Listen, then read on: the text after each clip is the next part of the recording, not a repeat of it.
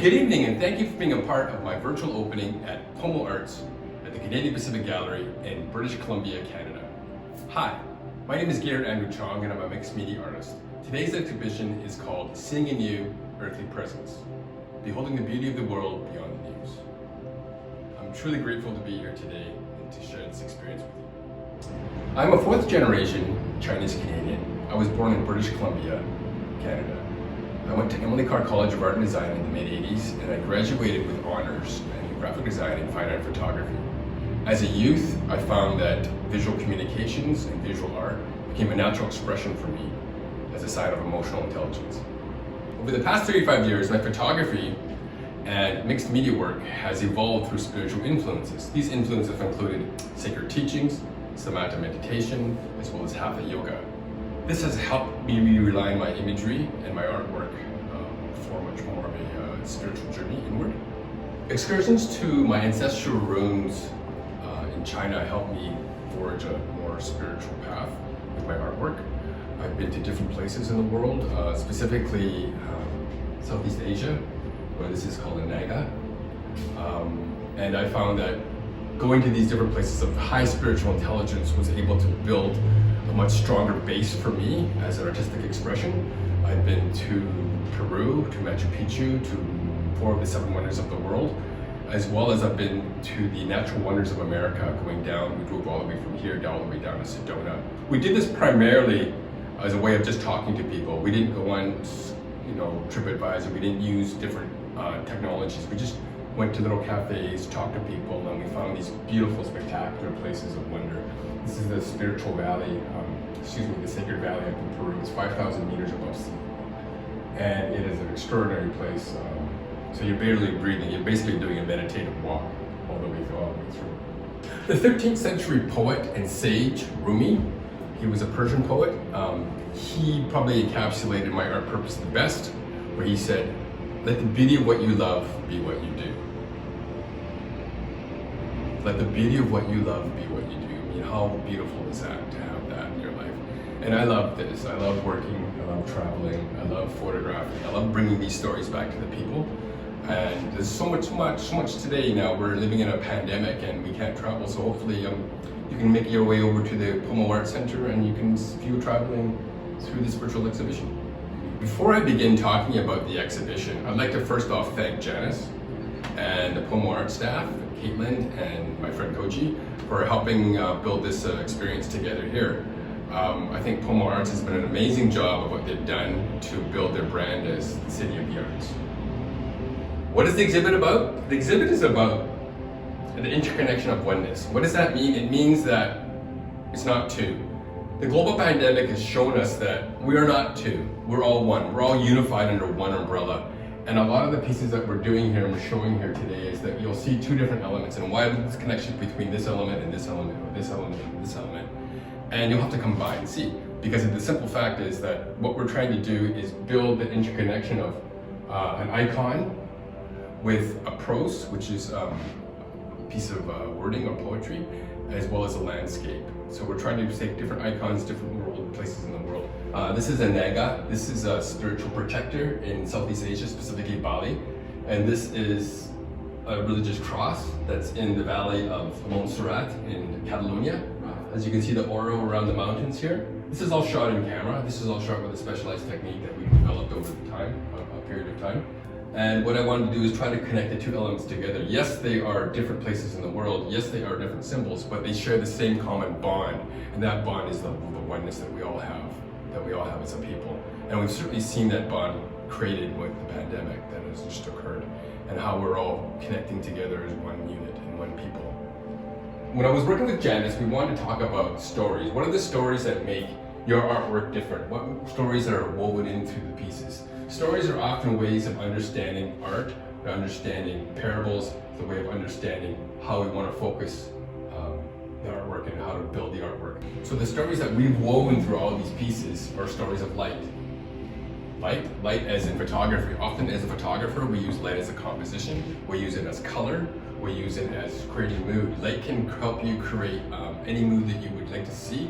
Also, light illuminates. So we're using that as a parable. The second parable would be light as a life force, the sunlight. Even the sunlight in this room was able to illuminate the objects that were around. But light can also take a life, but light can also give a life. So we're trying to use light as an aspect of that as well. And the third parable that we'd want to use is light as in spiritual practice. In spiritual practice, there's a term that many of you might know. It's called namaste. And namaste basically means, to some people it means I bow to you, or I bow to the divine in you.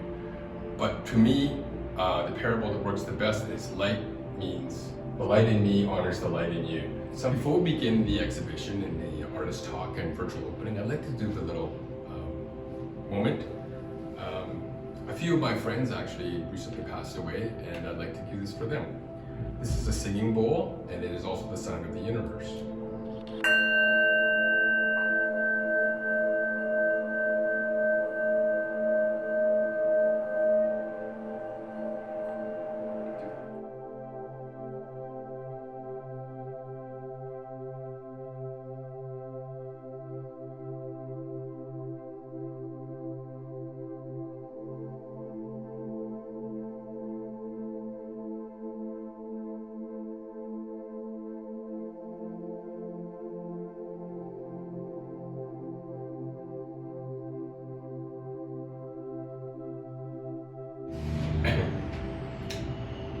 So if we're going to go talk about some art, I'd like to start with this piece specifically here. It's called Ascension.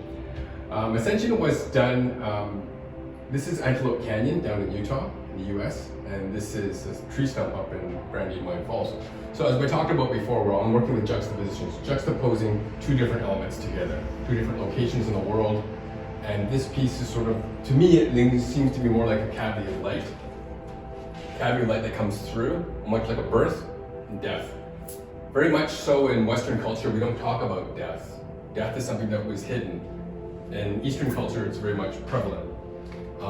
I wanted to show them the majesty of death, and also the aspect of how you blend elements that come through, like birth, death, almost like a cycle.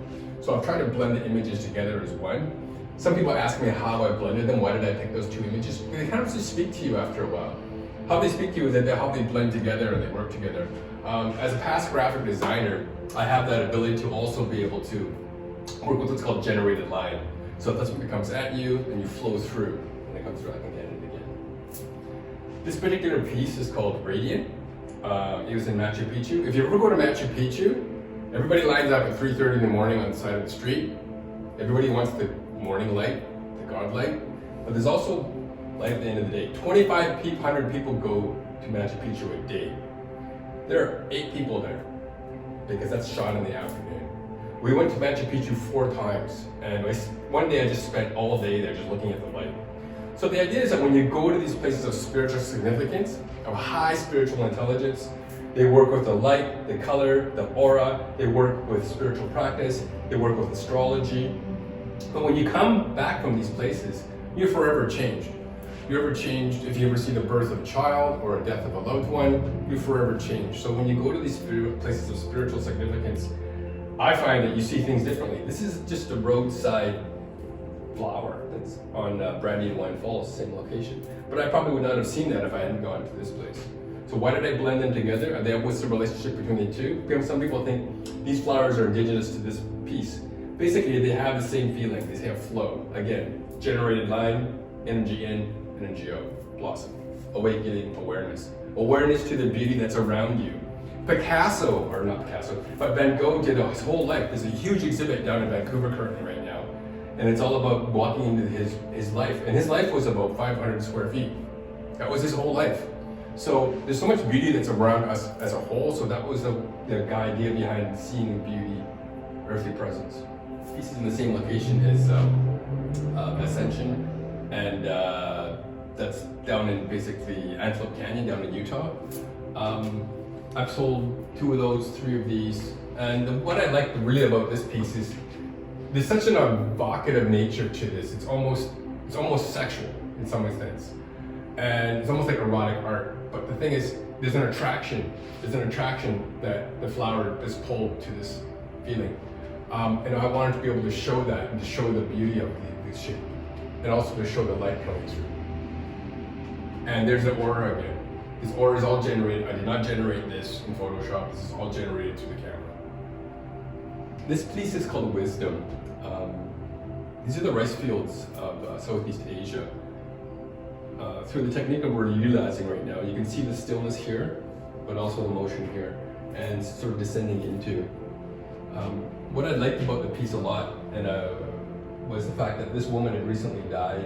She was with her husband for 70 years. Imagine being with someone for 70 years, what a beautiful love. And she was able to have this beauty and presence about her. A lot of people took photographs of her and her husband, but I asked her to take her for a walk down the path, and I asked her to look back at her husband. And that's the aspect, you know, death is over your left shoulder, or your right shoulder for that matter. But death is over your shoulder, it's always present, it's always there. And she looked back at her husband and sort of smiled, and it was a great moment in time. Descending layers heighten our awareness, prepare us for the final journey home. Spaces are felt with each harvest, and places are honored and exchanged. What remains are only impressions of past cycles. This piece is called Sacred Heart. It was a piece that I shot down in Muzente, Mexico, in a place called Hridaya Yoga. Hridaya basically means when you meditate, you're meditating from your heart center, and you're meditating one finger width to your right. That is heart center. So Sacred Heart, I wrote, awakening to awareness, a path towards persistence of meditative bliss. Human forms seek sacred places in the body, emptying spaces in the mind, inspiring traces of stillness at heart center. Ramana Maharshi is who we study with now in Muzente. It was a 21-day meditation retreat, and it really opened my eyes to the beauty of what is within us as an inward journey. He talked about finding yourself in the cave of the heart. Again, we talked about life is 12 inches. Life is 12 inches from your mind to your heart. And when you're meditating for long periods of time, there's a blissfulness that you get in your life, and you're almost always attracted to having that within your life in all aspects of wholeness. So I really enjoyed having this piece, and I know specifically that so many women meditate that men do. And it's very strange because the feminine in life is something that's really missing.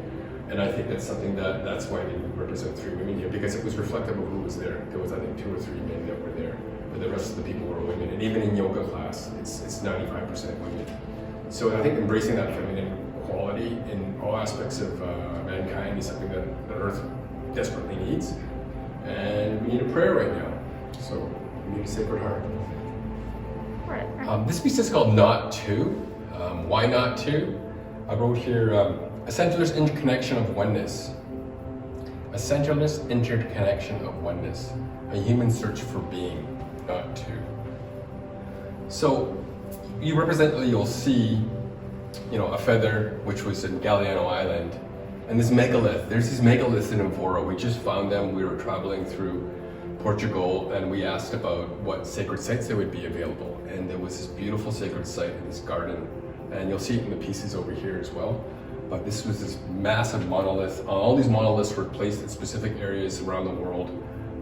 But this was, I think, 2,000 years before Stonehenge, and everybody knows Stonehenge.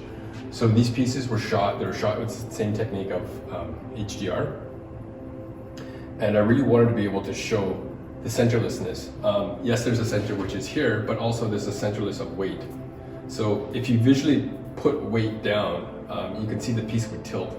And that was the idea. It's sort of the yin and the yang, the masculine and the feminine, black and the white. The interconnection of the 2 elements working together is one. And it's very much, I see the way the world needs to be more structured towards. It's a piece that I hold very close to my heart, and it's a piece that has a certain sense of vibration to it as well, and how it blurs out of focus, but it's also sharp, but it's also very, very phallic as well, but also the aspect of beauty, how they interrelate with each other. Even the colors they blended. I didn't put these colors there, they were there, that I found them in camera, and I hope you come and see it. This piece is called Meditating in Art, the Art of Viewing. If you've ever been to the Eastside Culture Crawl, you might have come by my studio down at 89 Gore Avenue down in Vancouver, in Railtown. The reason we did this piece is we wanted to have people, most people spend about 5 seconds with a piece of art. They'll sit and look at the art, for about 1, 2, 3, within 4 or 5, they'll look at the label and they'll move to the next piece. What we want to do is have people stop, take a conscious breath, and meditate into the art. So some people don't know how to meditate or don't know the instructions to meditate, so we put this together, and it basically has a 5-step process of how to do it. This is called a Tadasana Pose. This actual image was also shot in the Valley of Fire down in Nevada. Spectacular place. It was shot at sunset. It has the aura that we talked about. It has the life force of the sun, and it has a spiritual practice. And we really wanted to have people grounded, so we played a meditation as well, and we had incense burning, and we had singing bowls, and we had all these people standing there meditating into the art. And some people really felt they were there. Some people felt very lifted by it. And I think it's something that we can all practice in daily life. Often we are driving in our car, but we're in the meeting, but we're in the grocery store, but we're doing dishes, but we're putting the kids to bed. Our life is overwhelmed. And I think if we can just take those conscious breaths, slow the pace down, enjoy what we're seeing, and you'll feel more enriched in life. And I think that's part of the process of my art practice as well. Feel that connection. This piece is called Forever Now. Why forever now? Because often we talk about being in the here and now. This was shot in Bayon Temple in Angkor Wat. It is a spectacular complex of 200 plus temples. And what was so beautiful about it is that it was only discovered, I think, in the late 60s, mid-60s, so it's relatively recent. There are, I do believe, 54 of these Buddha heads, towering Buddha heads, and they represent the 54 provinces of the country at that time. A lot of people don't see the Buddha head. It's kind of funny, but I like that. I like the fact that it's almost like a paradox. This is a flower. This is a local flower that was done up in Brandywine Falls. As you can see, the aura is attached here. The technique is, and why is it here? I mean, people ask me, what does it mean? And I said, well, what do you see? When you have that peacefulness, when you have that sort of blissed out quality about yourself, you could have a run, you could feel like that, you could see the birth of a child, you feel like that, or you could just feel like that just by having a really nice meal. But the idea is that once you have that, you create a sense of awareness within your body and within your mind. And the flower is meant to be awareness. So once you have tasted a glimpse of, let's say, enlightenment or a glimpse of that awareness, it's always with you. It tends to open. As children, when you're born, your mind is very broad. The world is very broad, but as you age, it closes in and closes in and closes in with life and trouble and mortgage.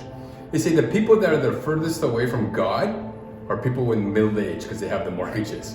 It's the youth and the elderly.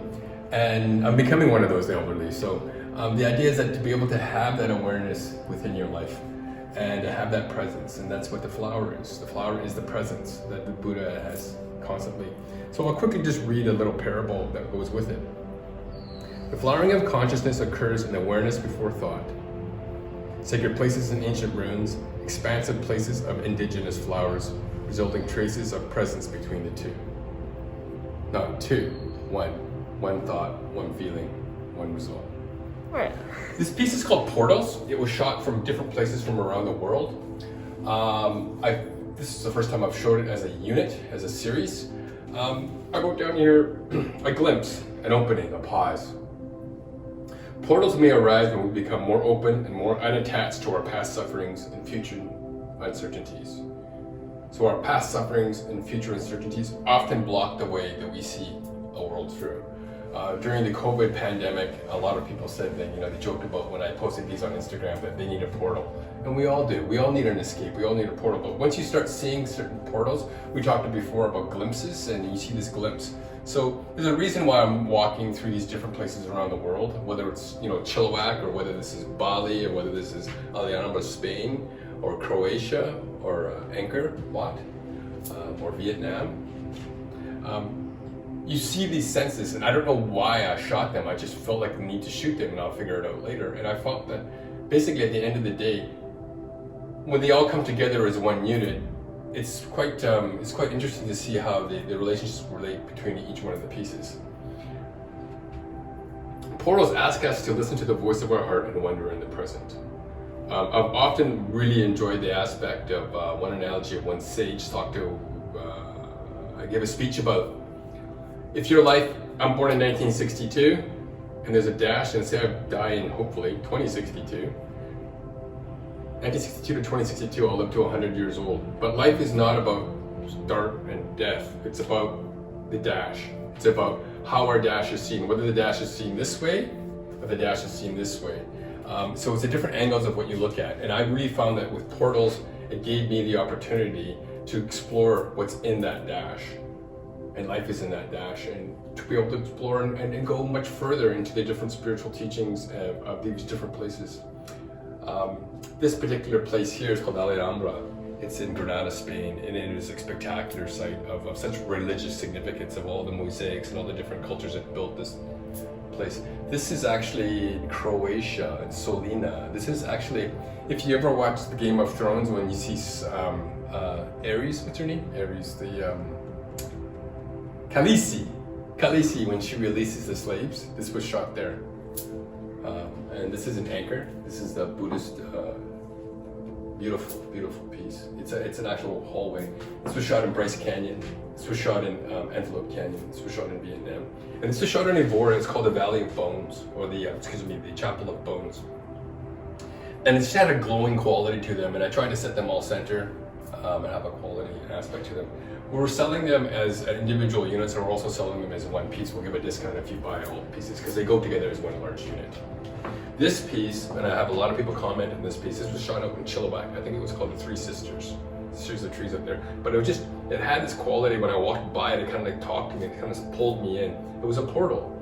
And often we talk about portals in spiritual practice as well, that transpose us to somewhere else in our life. Some are different, some are worse, some are better.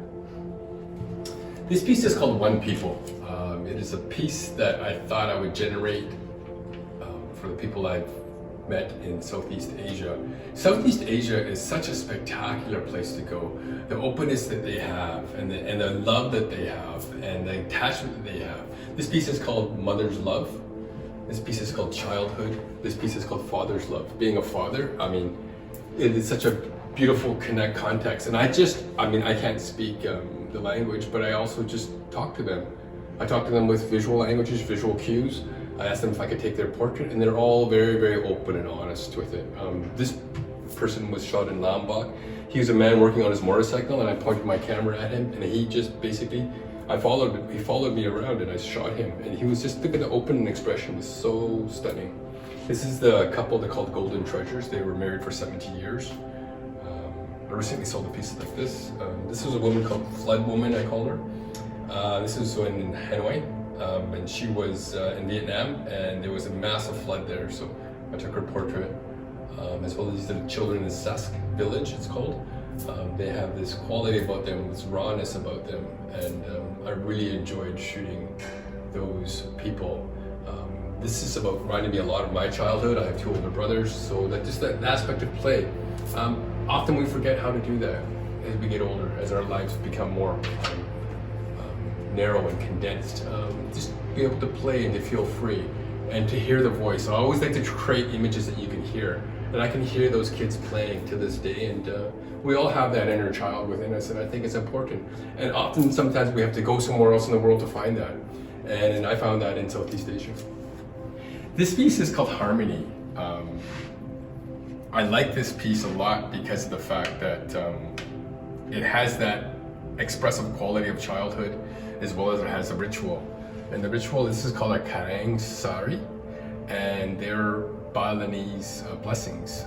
And what I found so beautiful about them is what more in life that we bless. We all talk about children are our future, children are our purpose in life, and I thought it would be very beautiful to be able to show the brilliance and color of the blessing and the true aspect of children's joy. I always found children's joy never has to be seen in color, it just is. And that's why it's black and white, and this is full vibrant with color. And how they relate to each other. Like there's generated line, the child looks, and they come. So there's that cycle that happens in a lot of the pieces I work with collages. So we want to be able to show that as a love. This piece is called Hymns. It was shot in Staten Island. It's one of the very few pieces in the Seeing Beauty Earthly Presence exhibition that is not of 2 locations, it's 1 location. But I thought it was an important piece to show. If you ever go to New York, on the way to the Statue of Liberty, we went to Staten Island. And in Staten Island, there's this beautiful envelope, and it's called, I think it's called Envelope. And we just saw this object that was in space, and we went running towards it. And of course, this photographer was shooting all the way down. And then we went inside, and it was this beautiful memorial. And the significance of it is that this used to be the Twin Towers right here. And they're gone. And how does that relate to Nut 2? Well, it's the first time I think a terrorist attack happened for here, and it's something that we all share. We all share that pain and that loss and that grief. And these are the people that lived on Staten Island at the time, and these are all memorials to them. So I had my friend stand here, and we shot for quite a while. It's a beautiful, beautiful gesture, and also it's a beautiful homage. This piece here is called Ethereal. This was a lot of fun. This is the same place. This is the Sacred Valley. You're 5,000 meters above sea level. Rainbow Mountain is over on this side, and there's probably 1,000 people taking photographs of Rainbow Mountain. But that's not why I went there. I went there to have that peace and tranquility. When I turned around, there was this beautiful photograph of this dog lying there. And I just love the colors of the imagery. People ask me, why did you juxtapose this, which is shot at the PD? It's just shot with an iPhone 4, then I digitized it into a graphic. But what's the relationship between these two? Well, if you've ever been on this ride, and I'm afraid of heights, so I can just get freaked out. But if you've ever been on this ride, everybody's screaming, ah! And after a while, we just accept that we're there and we're afraid, and then we just start breathing, and then it goes silent. So the piece is called Ethereal, so all this silence blows into this valley. The same thing is when a baby is crying, you'll hear a baby crying, they're crying and they're crying, and then all of a sudden they go, and they just stop, and then it's, so hence the term ethereal.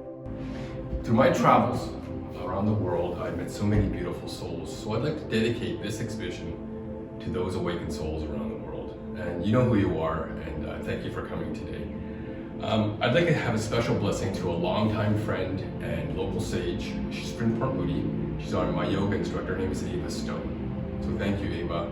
Thank you for starting the path for me as well. This immersive experience of seeing anew earthly presence truly needs to be witnessed live in this spectacular gallery out here in the Port Moody Arts Centre at the Canadian Pacific Gallery.